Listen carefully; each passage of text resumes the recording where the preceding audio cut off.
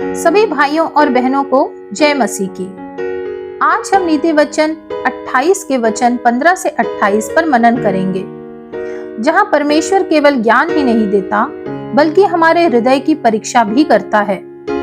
जरा सोचिए, धन, शक्ति और सफलता, क्या यही जीवन की सबसे बड़ी उपलब्धि है? कुछ लोग बहुत धनवान होने के बाद भी शांति क्यों नहीं पाते, जबकि कुछ साधारण लोग परमेश्वर की आशीष और संतोष से भरे रहते हैं। नीति वचन 28, 15 से 28 में परमेश्वर इन महत्वपूर्ण प्रश्नों के उत्तर देता है। यह भाग हमें सिखाता है कि सच्ची सफलता केवल धन कमाने में नहीं, बल्कि ईमानदारी, उदारता और परमेश्वर पर भरोसा रखने में है। तो अपनी बाइबल को खोलिए, मन को तैयार कीजिए और आइए परमेश्वर के वचन की इन गहरी सच्चाइयों को मिलकर समझें। देखते हैं वचन 15 और 16। कंगाल प्रजा पर प्रभुता करने वाला दुष्ट गरजने वाले सिंह और घूमने वाले रीछ के समान है। वह शासक जिसमें समझ की कमी हो, वह बहुत अंधेर करता है, और जो लालच का बैरी होता है वह दीर्घायु होता है। वचन 15 में दुष्ट शासक की तुलना गरजते हुए सिंह और झपटते हुए भालू से की गई है। जैसे ये जंगली पशु अपने शिकार को भयभीत और नष्ट कर देते हैं, वैसे ही भ्रष्ट और निर्दयी शासक गरीबों और कमजोर लोगों को सताते हैं। वचन 16 आगे बताता है कि ऐसा अत्याचार क्यों होता है, क्योंकि शासक में समझबूझ की कमी होती है। जब नेता परमेश्वर की बुद्धि को नहीं मानता, तो वह लालच, स्वार्थ और शक्ति के नशे में अन्याय करने लगता है। लेकिन जो लोभ से घृणा करता है और ईमानदारी से शासन करता है, वह स्थिरता और आशीष प्राप्त करता है। रोमियो 13, 3 और 4 कहता है, परमेश्वर ने शासकों को लोगों के हित और न्याय के लिए नियुक्त किया है, न कि भय और उत्पीड़न फैलाने के लिए। जो व्यक्ति दूसरों पर अधिकार रखता है, चाहे परिवार, कलीसिया, कार्यस्थल या समाज में, उसे सेवक भाव से नेतृत्व करना चाहिए। परमेश्वर अन्याय करने वाले नेताओं को देखता है और अंततः उनका न्याय करता है। देखते हैं वचन 16 से 18। वह शासक जिसमें समझ की कमी हो, वह बहुत अंधेर करता है, और जो लालच का बैरी होता है वह दीर्घायु होता है। जो किसी प्राणी की हत्या का अपराधी हो, वह भागकर गड्ढे में गिरेगा, कोई उसको न रोकेगा। जो सिधाई से चलता है वह बचाया जाता है, परंतु जो टेढ़ी चाल चलता है वह अचानक गिर पड़ता है। इन 3 वचनों में अन्याय, अपराध और धार्मिकता के परिणामों की तुलना की गई है। वचन 16 बताता है कि जब किसी नेता या व्यक्ति में परमेश्वर की बुद्धि और समझ नहीं होती, तो वह अपने अधिकार का दुरुपयोग करता है। उसका लालच उसे अत्याचारी बना देता है। लेकिन जो लोभ से दूर रहता है और न्याय का मार्ग अपनाता है, वह स्थिरता और परमेश्वर की आशीष प्राप्त करता है। वचन 17 इस सत्य को और गहरा करता है। जो व्यक्ति निर्दोष के खून का दोषी है, उसके भीतर अपराध बोध और परमेश्वर के न्याय का भय बना रहता है। वह भारी रूप से बचने की कोशिश कर सकता है, लेकिन अपने पाप के परिणामों से नहीं बच सकता। गिनती 32-33 कहता है, तुम्हारा पाप तुम्हें ढूंढ निकालेगा। वचन 18 निष्कर्ष के रूप में बताता है कि अंततः सुरक्षा और उद्धार केवल सत्यनिष्ठ जीवन में है। जो व्यक्ति ईमानदारी और धार्मिकता से चलता है, परमेश्वर उसकी रक्षा करता है, परंतु जो छल, कपट और पाप के मार्ग पर चलता है, उसका पतन अचानक और निश्चित होता है। इन वचनों से यह सीखने मिलता है कि लोभ और स्वार्थ व्यक्ति को अन्याय और विनाश की ओर ले जाते हैं। पाप छिपाया जा सकता है, लेकिन उससे बचा नहीं जा सकता, और परमेश्वर के सामने सच्चाई और ईमानदारी से चलना ही वास्तविक सुरक्षा है। देखते हैं वचन 19 से 22। जो अपनी भूमि को जोता बोया करता है, उसका तो पेट भरता है, परंतु जो निकम्मे लोगों की संगति करता है, वह कंगालपन से घिरा रहता है। सच्चे मनुष्य पर बहुत आशीर्वाद होते रहते हैं, परंतु जो धनी होने में उतावली करता है वह निर्दोष नहीं ठहरता। पक्षपात करना अच्छा नहीं, और यह भी अच्छा नहीं कि रोटी के एक टुकड़े के लिए मनुष्य अपराध करे। लोभी जन धन प्राप्त करने में उतावली करता है और नहीं जानता कि वह घटी में पड़ेगा। इन 4 वचनों में मुख्य विषय है परिश्रम, विश्वास योग्यता, ईमानदारी और लोभ से बचना। वचन 19 सिखाता है कि परमेश्वर मेहनती लोगों को आशीष देता है। जो व्यक्ति अपने कार्य में लगन से लगा रहता है उसकी आवश्यकताएं पूरी होती हैं, लेकिन जो लोग मेहनत करने के बजाय व्यर्थ बातों, आलस्य या किसी गलत संगति में समय बिताते हैं वे अंततः अभाव का सामना करते हैं। दूसरा थेसलोनिकियों 3:10 कहता है, यदि कोई काम न करना चाहे तो वह खाने भी न पाए। वचन 20 बताता है कि परमेश्वर तत्काल सफलता से अधिक विश्वास योग्यता को महत्व देता है। जो व्यक्ति धैर्य पूर्वक और ईमानदारी से काम करता है वह परमेश्वर की आशीष पाता है, लेकिन जो जल्दी अमीर बनने की लालसा रखता है वह अक्सर गलत रास्तों की ओर आकर्षित हो जाता है।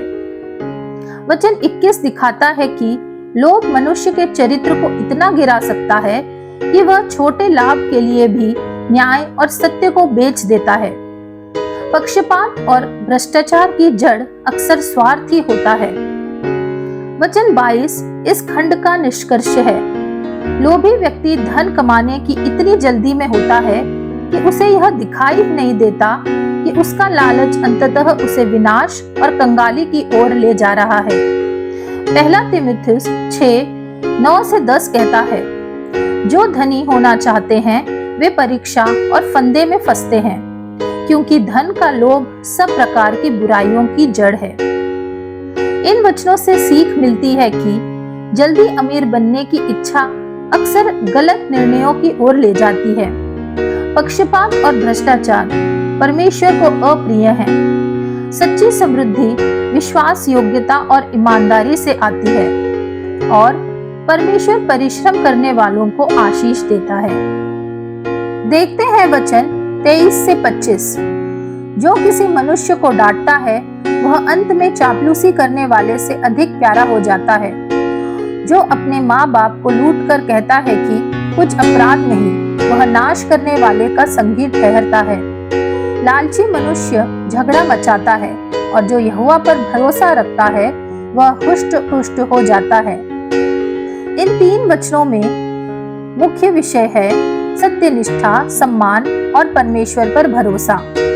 वचन 23 सिखाता है कि सच्चा प्रेम केवल मीठी बातें नहीं करता, बल्कि आवश्यकता पड़ने पर सुधार भी करता है।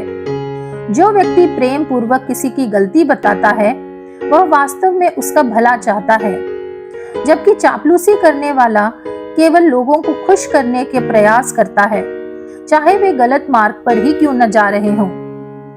वचन 24 बताता है कि परमेश्वर माता पिता के सम्मान को कितना महत्वपूर्ण मानता है। जो व्यक्ति अपने माता पिता का हक छीनता है या उनके साथ अन्याय करता है और उसे अपराध नहीं समझता, वह परमेश्वर की दृष्टि में दुष्ट लोगों के समान है। यह केवल धन की चोरी नहीं, बल्कि उनके अधिकार, सम्मान और देखभाल की उपेक्षा को भी दर्शाता है। निर्गमन 20:12 कहता है, अपने पिता और अपनी माता का आदर कर। वचन 25 इस खंड का निष्कर्ष प्रस्तुत करता है। लोभ मनुष्य को स्वार्थी बनाता है, और स्वार्थ से विवाद, ईर्ष्या तथा कलह उत्पन्न होती है। इसके विपरीत जो व्यक्ति अपनी आवश्यकताओं के लिए परमेश्वर पर भरोसा रखता है वह संतुष्ट और स्थिर रहता है। उसका जीवन परमेश्वर द्वारा पुष्ट और आशीषित होता है। फिलिपियों 4:19 कहता है, मेरा परमेश्वर अपनी महिमा के धन के अनुसार तुम्हारी हर घटी को पूरी करेगा। इन वचनों से सीख मिलती है कि सच्चा प्रेम कभी कभी सुधार और डांट के रूप में भी प्रकट होता है। माता पिता का सम्मान करना परमेश्वर की इच्छा है। स्वार्थ और लोभ रिश्तों में कलह उत्पन्न करते हैं, और परमेश्वर पर भरोसा रखने वाला व्यक्ति संतोष और शांति का अनुभव करता है। देखते हैं अंतिम भाग वचन 26 से 28। जो अपने ऊपर भरोसा रखता है वह मूर्ख है, और जो बुद्धि से चलता है वह बचता है। जो निर्धन को दान देता है उसे घटी नहीं होती, परंतु जो उससे दृष्टि फेर लेता है वह श्राप पर श्राप पाता है। जब दुष्ट लोग प्रबल होते हैं तब तो मनुष्य ढूंढे नहीं मिलते, परंतु जब वे नाश हो जाते हैं तब धर्मी उन्नति करते हैं। नीति वचन 28 के अंतिम 3 वचन हमें परमेश्वर पर निर्भर रहने, दीन दुखियों के प्रति करुणा रखने और धर्म तथा अधर्म के परिणामों के बारे में शिक्षा देते हैं।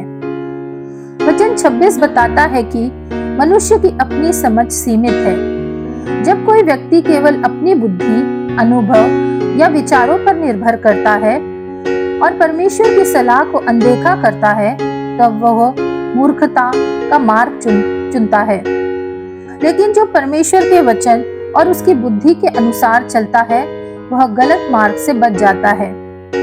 यह अपने ऊपर भरोसा रखना घमंड और आत्मनिर्भरता का प्रतीक है, जबकि बुद्धि से चलना परमेश्वर के मार्गदर्शन को स्वीकार करना है। यिर्मयाह 17:7 कहता है, धन्य है वह पुरुष जो यहोवा पर भरोसा रखता है। वचन 27 सिखाता है कि परमेश्वर चाहता है कि उसके लोग जरूरतमंदों की सहायता करें। जो व्यक्ति उदारता और प्रेम के साथ गरीबों की मदद करता है, परमेश्वर उसकी आवश्यकताओं की भी चिंता करता है। लेकिन जो जानबूझकर जरूरतमंदों की उपेक्षा करता है, वह परमेश्वर की अप्रसन्नता को आमंत्रित करता है। यह केवल धन देने की बात नहीं, बल्कि दया, सहानुभूति और सेवा की भावना की भी बात है। नीति वचन 19:17 कहता है, जो कंगाल पर अनुग्रह करता है वह यहोवा को उधार देता है। वचन 28 बताता है कि जब दुष्ट लोग सत्ता और प्रभाव में बढ़ते हैं तो धर्मी और न्याय प्रिय लोग भयभीत हो जाते हैं। समाज में अन्याय और भ्रष्टाचार फैल जाता है, लेकिन परमेश्वर का न्याय अंततः कार्य करता है। जब दुष्टों का पतन होता है तब धर्मी लोग उन्नति करते हैं और समाज में शांति तथा न्याय स्थापित होता है। यह वचन हमें आशा देता है कि बुराई कभी स्थायी नहीं होती। परमेश्वर अंत में धर्म को विजयी करता है।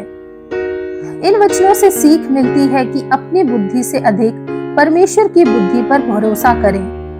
गरीबों और जरूरतमंदों के प्रति दयालु बने। दुष्टता चाहे कुछ समय के लिए सफल दिखाई दे, उसका अंत निश्चित है और परमेश्वर अंततः धर्मियों को ऊंचा उठाता है और न्याय को स्थापित करता है। प्रियजनों, नीति वचन 15 से 28 का निष्कर्ष यह है कि इन वचनों में परमेश्वर हमें याद दिलाता है कि वह केवल हमारे कार्यों को ही नहीं बल्कि हमारे हृदय की प्रवृत्ति को भी देखता है। जो व्यक्ति सत्य और धर्म के मार्ग पर चलता है, गरीबों पर दया करता है और अपनी बुद्धि के बजाय परमेश्वर पर भरोसा रखता है, वह उसकी कृपा और सुरक्षा का अनुभव करता है। आइए प्रार्थना में अपने सरों को झुकाएं। हे स्वर्गीय पिता, तेरे वचन के लिए धन्यवाद। मुझे ऐसा हृदय दे जो सत्य, न्याय और धर्म के मार्ग पर चले। मुझे लोभ, स्वार्थ और हर प्रकार के अन्याय से दूर रख। मुझे परिश्रमी, विश्वास योग्य और उदार बना, ताकि मैं जरूरतमंदों की सहायता कर सकूं। हे प्रभु, मुझे अपनी समझ पर नहीं बल्कि तुझ पर भरोसा करना सिखा। मेरे जीवन को अपनी बुद्धि से मार्गदर्शन दे और मुझे ऐसा जीवन जीने में सहायता कर जो तुझे महिमा दे। यीशु मसीह के नाम में प्रार्थना करती हूँ, आमीन। अगर नीति वचन 15 से 28 का यह अध्ययन आपके लिए आशीष का कारण बना हो तो वीडियो को लाइक करें, शेयर करें और चैनल को सब्सक्राइब करना ना भूलें। कमेंट में लिखिए, मैं परमेश्वर की बुद्धि पर भरोसा रखूंगा और धर्म के मार्ग पर चलूंगा। परमेश्वर आपको बहुतायत से आशीष दे। जय मसीह की।